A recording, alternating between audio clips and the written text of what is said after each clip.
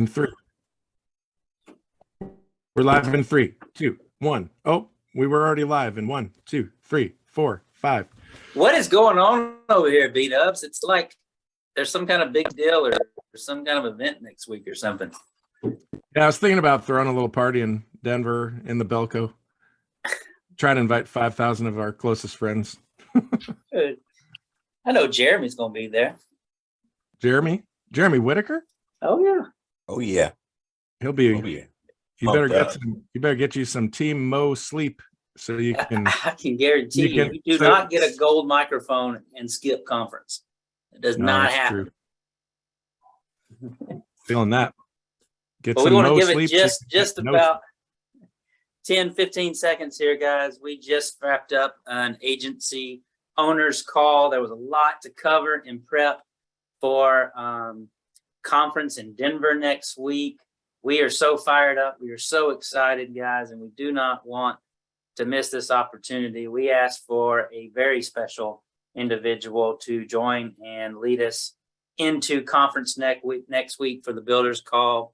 None other than the Brad Smith, advisory board member, incredible human being, one of the most gifted speakers in all of the insurance industry, I would say, and somebody that absolutely knows how to maximize and get the most out of conference and leverage this in your business to propel you to even unforeseen heights down the road. So, Mr. Brad, we appreciate you, buddy. I know it's a lot to ask for you to come on and pour into the team when you're already got some very exciting content that you're going to roll out for us next week in Denver as well, buddy. So we just appreciate your heart to serve and to always say yes, and look forward to hearing from you, buddy. Man, thank you. The kind words. I feel the same about you too. Oh man, thank you. Yeah. We ready to get the call started? Let's fire it up. All right. I'm excited. So this is a builder's call. We got Jeremy Whitaker, Marlon Faulkner on. They're both joining me today. And we're talking about the difference between building an agency versus building a movement. And if you haven't figured out yet, Symmetry is not just building a company. They are building a movement. You are going to see it next week at conference. And the difference is a movement. You think about any movement that's happened in history, they all start with a dream and a belief system. And you look at, to me, when I think of movement, the best example that I know of, other than probably Jesus and his 12 disciples, but more recently was Martin Luther King Jr., where 250,000 people showed up at the footsteps, the steps of the Lincoln Memorial without a radio ad, without a TV commercial, with no communication like that. It was simply word of mouth. And it's because those 250,000 people that turned into much more than that shared the exact same dream, the exact same belief system. And so when I remember thinking back when Matt and I first started with Symmetry, and we met Brandon and Case, we met Edward Pritchett and Brian Delaney, and eventually Brian Pope, and we shared the same dream that they had. We shared the same belief system. So when they talked about how they felt lied to growing up, that the best way to make an income was to go get a job, to trade time for money, to work for an hourly wage, we felt like there was a better way. You know, you look at statistically, 95% of people that follow that method, 95% end up retiring, relying on friends, family, or the government. It's not a good formula. And we just felt it in our hearts. We didn't have the proof. We hadn't done it ourselves, but we saw other people do it. And we also felt like there was a company out there that cared about its people. We felt like that you don't have to trade an income for impact. You can have both. I felt like in my heart of hearts that I could find something out there that gave me purpose, that gave me fulfillment, something that I could pour into other people, that I didn't have to go get a job just for myself, that I could have an impact in other people's lives too. And I knew it deep down. And here's the thing about a movement, and this is where something Matt used to talk about a lot, was the most important thing that you could do in your business is create momentum. To create momentum. See, so many people when they're recruiting, it's all just checking boxes. Just checking about, did I place my ad? Did I get interviews on the calendar? Did I go through my list of questions? It's checking boxes. That's building an agency. That's not building a movement. So you're going to see something next week, and Todd, you get the privilege of being behind the scenes, so you know it's coming, and I know it's coming. And I'm just telling you guys, there's already a movement happening, but we're getting ready to pour fuel on the fire. You're going to see it next week. But here's the thing that about creating a movement is a worthy movement is worth doing alone until you don't have to. In fact, it's required. There's not a movement that's happened that didn't start with one person at first. If you go to Google, this is a really cool video if you guys haven't seen it. You can go to Google and just type in creating a movement. You'll see an outdoor concert with thousands of people. And there's this one guy in the middle of the field that's doing this crazy dance, like a tribal dance. And everyone's laughing, they're pointing at him, they think he's crazy, and he's doing it alone, but he doesn't stop. It doesn't faze him. And eventually, after a couple of minutes, one person joins the movement. And then within a few seconds later, a third person, and then a fourth person, and then 5 more, and then 10 more. And then pretty soon, there are literally hundreds of people running to participate.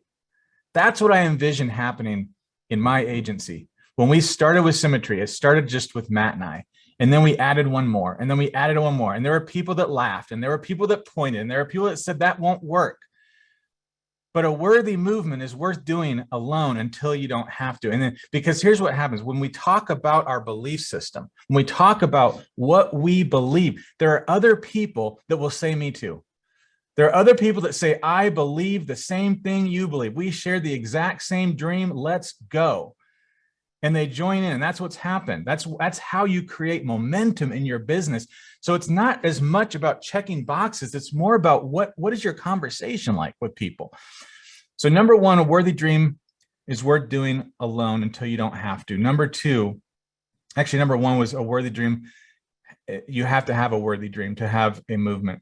Number two, a worthy dream is worth doing alone until you don't have to. Number three, you have to be able to communicate that dream in a compelling way. You have to be able to share it. What is it that you believe? And if you're not clear, get with your 120 and find out, what do we believe? What attracted you to Symmetry? What attracted you to do this? And number four, it requires a certain amount of intensity and time to come to fruition. You've got to have intensity about it. It doesn't have to be like 100% all out all the time. Like, depending on what you're trying to accomplish, if I'm trying to cook a brisket, it might take 12 hours on low heat, but there's a certain amount of heat and a certain amount of time, and you can't get away from it. You just can't get away from it.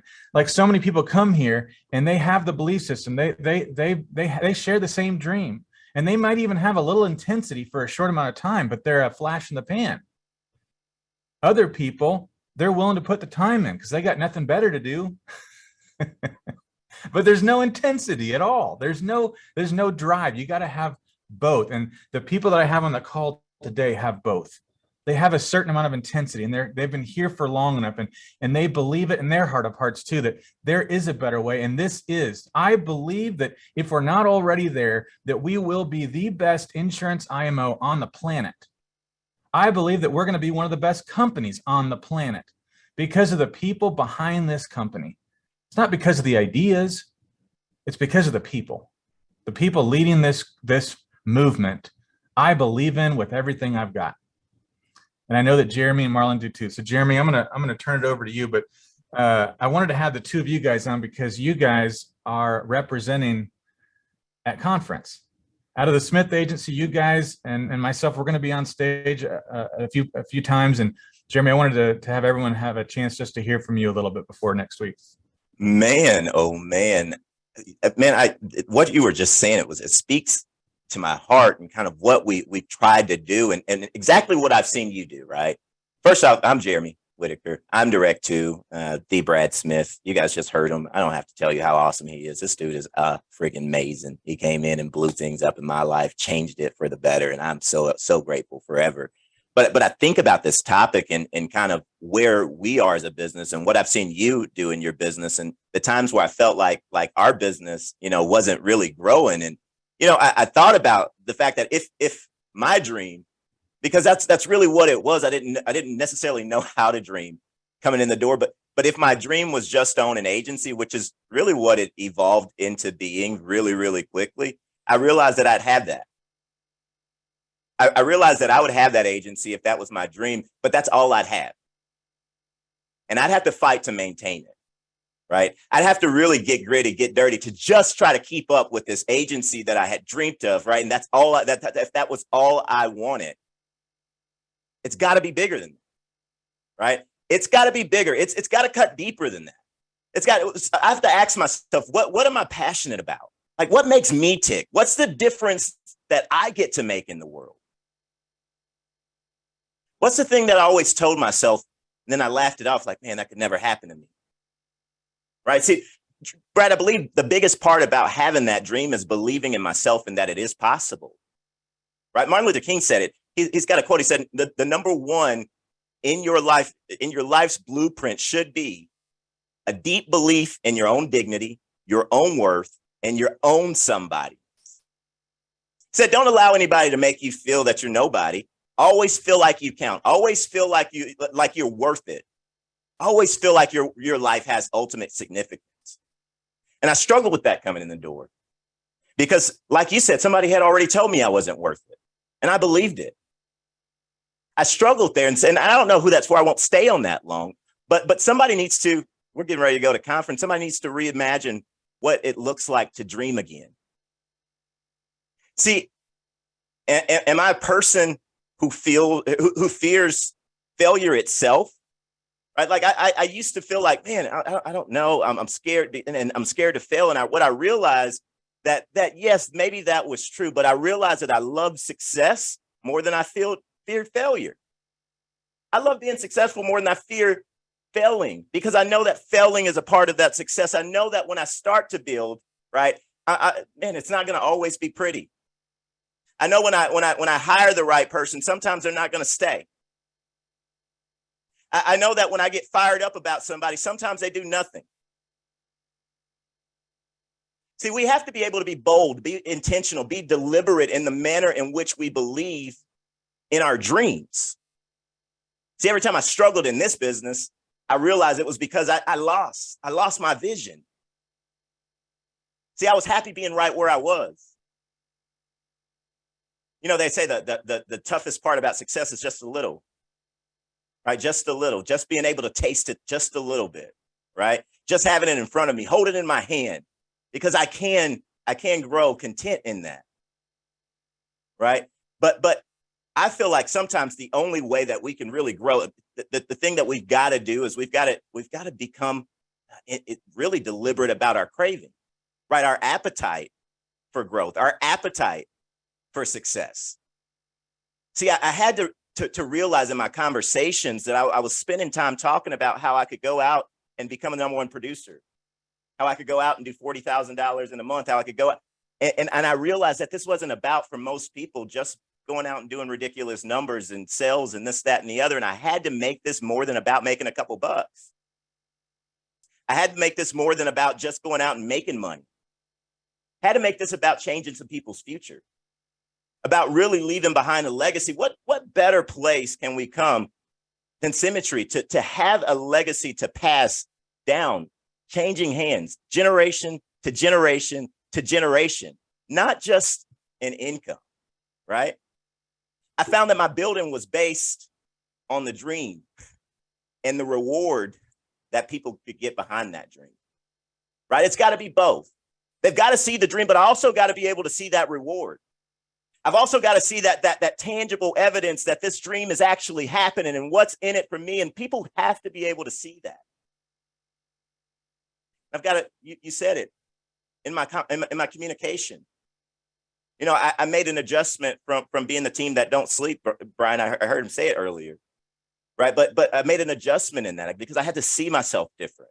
I had to create a new dream, a new vision, right? And so when if you hear me at all and you ask me, what do? It's I help people, common people, like common people live uncommon lives.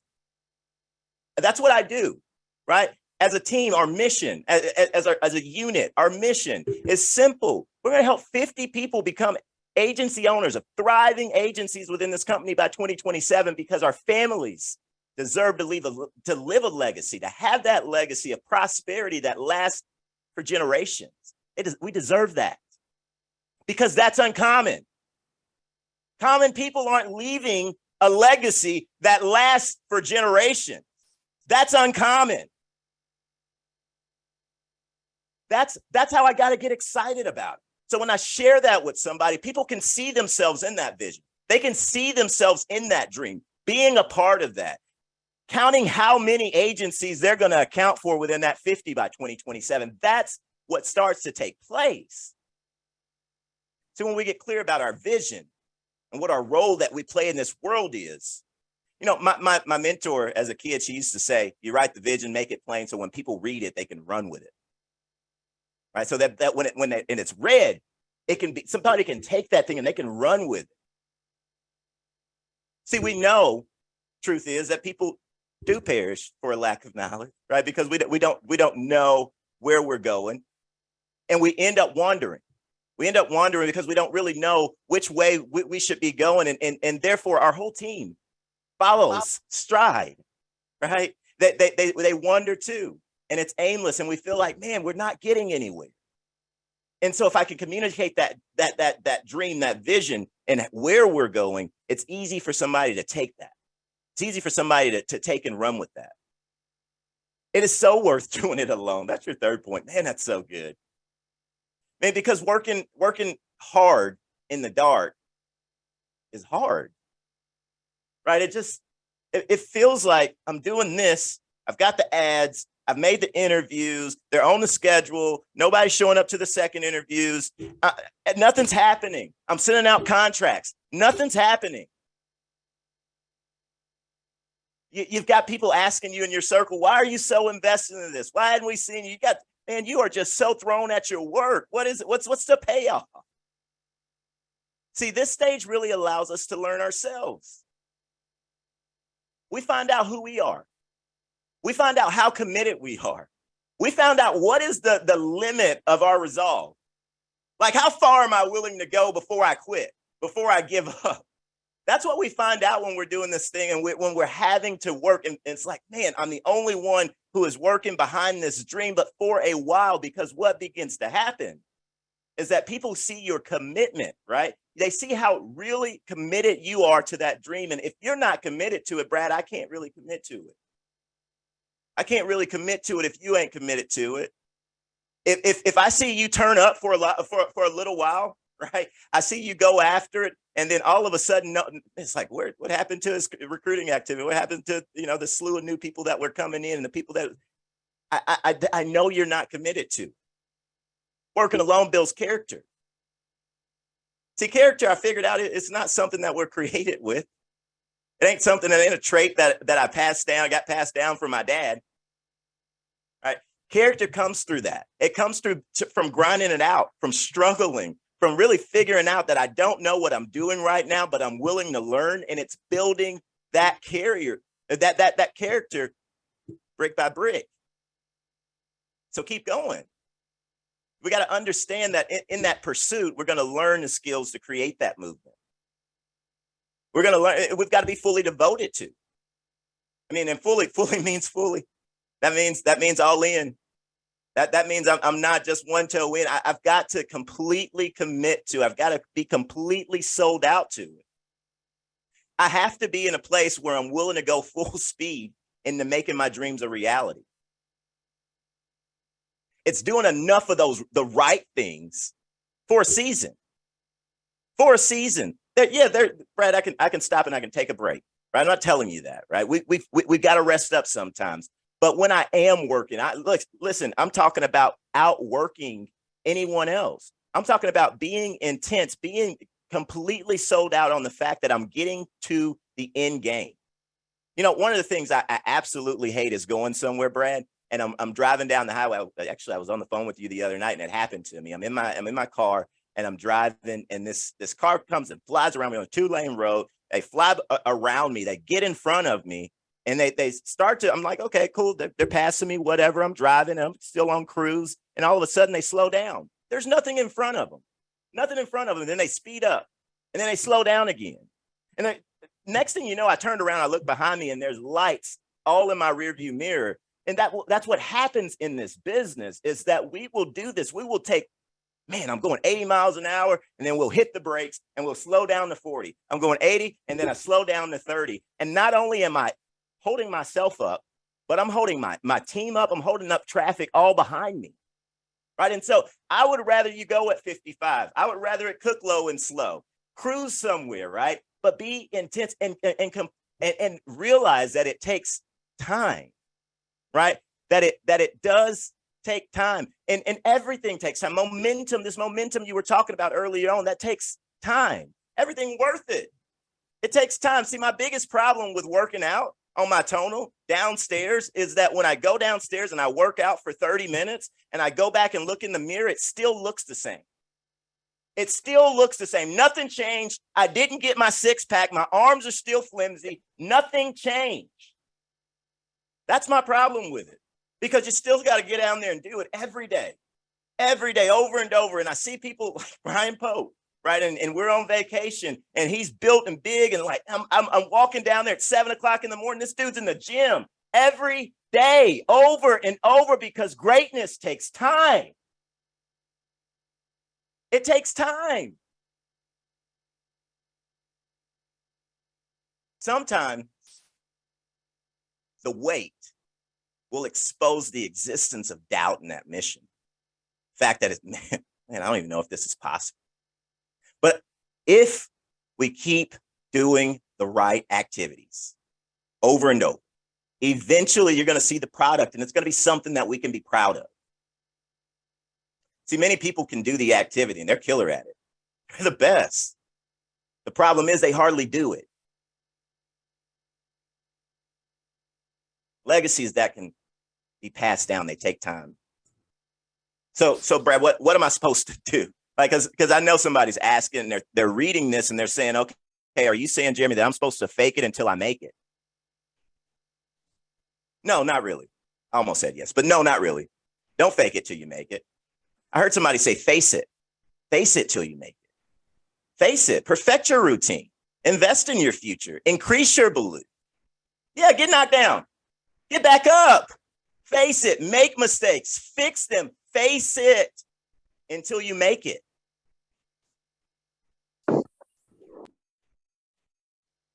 Listen, if we want to build a movement, and not an agency, not just an agency, because the movement you can't slow down, the agency will stop and go. The movement you can't slow. Listen, it's going to take time. You've got to learn how to communicate it. You got to be comfortable doing it by yourself. It's got to be a dream worth fighting for. I love it, Brad. That's what I've got. Man, so good. Oh my goodness. That's just a little taste of conference next week, guys. I'm going to go to Marlon too, because Marlon, I know there's some people saying, well, how do I have those conversations? And because I'm used to checking boxes in my interview. My conversations are canned, and they're the same every time. So what do you say to people, Marlon? What do you say to people to share your vision, your beliefs, your dream, to see if they're the right fit for you and your team? What do you do?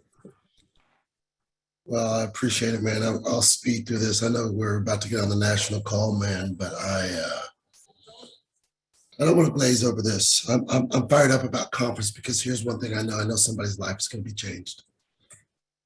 And I woke up this morning, and I had tears in my eyes. I started weeping. I had tears rolling down my face today, because somebody's life is going to be changed next week at conference, because mine was. And I was having a conversation last night, and you talked about building an agency or starting a movement. And I was talking to a lady, an agent did a 3-way phone call, and I asked the lady, what are you scared of? And she said, I'm scared of commission only. She said, I have a guarantee that I make $36,000 a year if I stay here. I remember when $36,000 a year, if someone had offered me that, Brad, I would have thought that I was the wealthiest person on earth. I would have thought that I can take care of my family for $36,000 a year. There was a point in my life that I thought that if you could pay me $36,000 a year, everything will be okay. And that's what this woman said. That's the guarantee that I want. That's what I need. I'm scared of commission only. And I realized that was me. That's the conversation I used to have with people, Brad. The conversation I used to have with people was that I need a guarantee. Here's the only guarantee I need now. The only guarantee I need now is me. That, Brad, you told me, you said some people do what they can, but the winners do what it takes. That if you do what you can, at some point, you're going to run up against something that you can't do. And that's when you got to do what it takes. When I got here, I didn't think I could move a molehill. And now I think I can move a mountain. So the conversation I have with people, the only thing I ask them, Brad, is this. Are you a person that you only do what you can? Or are you a person that does what it takes? Because to win here, to start a movement, you got to do what it takes. To grow a business, you got to do what it takes. To change your life, you got to do what it takes. That I was homeless because all I ever did was I would only do what I could do. And now when I got here, I started to do what it takes. So when I recruit people, the one question that I ask them is, can you do what it takes? Can you do what it takes? Can you do what it takes? Because we know if you can do what it takes, you can win here. If you can do that, man, you can come to this conference. Yeah, Troy, it's a national call. You can get to this conference and you can change your life. And you can get someone else to the conference and they can change your life. I failed most of my life because I only did what I could do. I didn't do what it takes.